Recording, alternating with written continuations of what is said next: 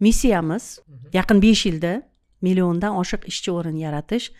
Bitta bo'lsa ham, imkon bo'lsa 3 ta, bo'lmasa bitta bo'lsa ham Nobel mukofoti sovrindorini O'zbekistondan chiqarish va yalpi iqtisodiy mahsulotni 10% dan hech bo'lmasa 40% ga chiqarish. Oradan 3 yil o'tdi. 5 yil deyilgan, mana 2 yil qoldi.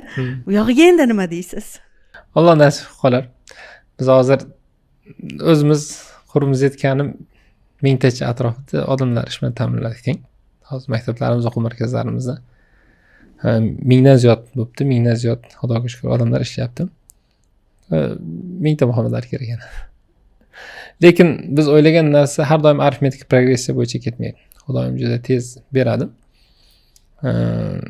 Agar mabodo o'sha narsaga 5 yilda erishmay, ya'ni 2 yildan keyin erishmagan taqdirda ham men hech ham xafa bo'lmayman. Sababi shu tog'da so'rasang qir deb beradi. Quyoshni ko'zlasang oyga yetasan deyshadi. Katta maqsad qo'yib, mana shunga erishgan yaxshi, shuni maqsad qilib bundan 10 barobar kam narsaga erishgandan deyman doim. Lekin o'zi aslida o'sha aytgan gaplarimga hozirgi kunga kelib turib, ichimda ozgina afsus ham bor. Qaysi ma'noda? Garvardda keyin o'qidim-da bu narsalarni. Garvardda bo'lgan bir tadqiqot odamlarga bitirish, MBA ni bitirayotganlarga aytishadi, kelajak umrlaringda asosiy masalan 50-60 yoshgacha maqsadlaring yozinglar deyishgan. Hamma yozadi. Endi bu narsalarga minbar, kimdir chiqib gapirsa marhamat deng. Yarim odam chiqib gapiradi.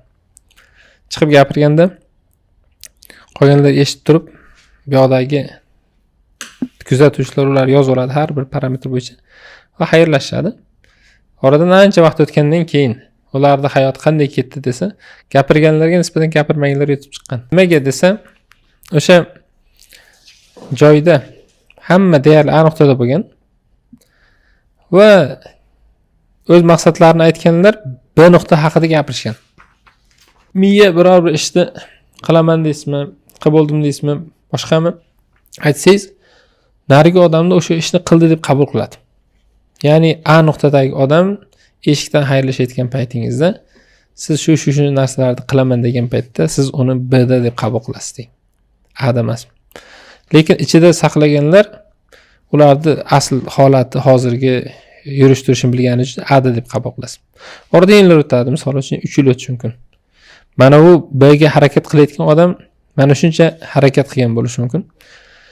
Ya'ni shuncha o'sish bor. Lekin ko'rgan odam so'raydiki, sen falon ishlarni qilmoqchi eding, qancha qilding desa, mana shuncha ish qildim deydi. Lekin siz uni a da emas, b da deb qabul qilgansiz va sizga qilgan ishlaringiz qilinmagan ishlar ko'rinadi, mana shuncha.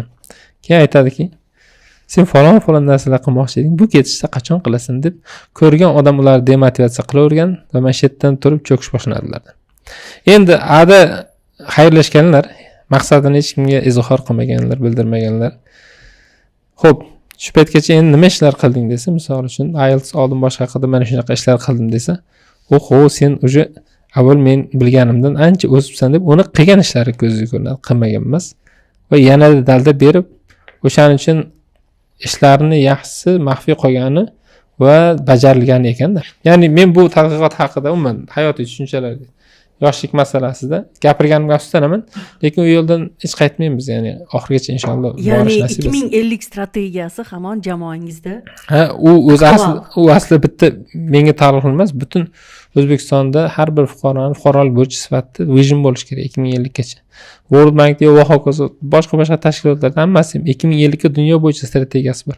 Har bitta odam o'zini hayotida 2050 gacha mana shu yurtga qo'shadigan hissasi va jamiyati bir parchasi bo'lib, mana shu yacheykasi bo'lib, jamiyat o'laroq o'zgarish haqida o'ylab, o'zini hissasini qo'shish kerak deb o'ylayman.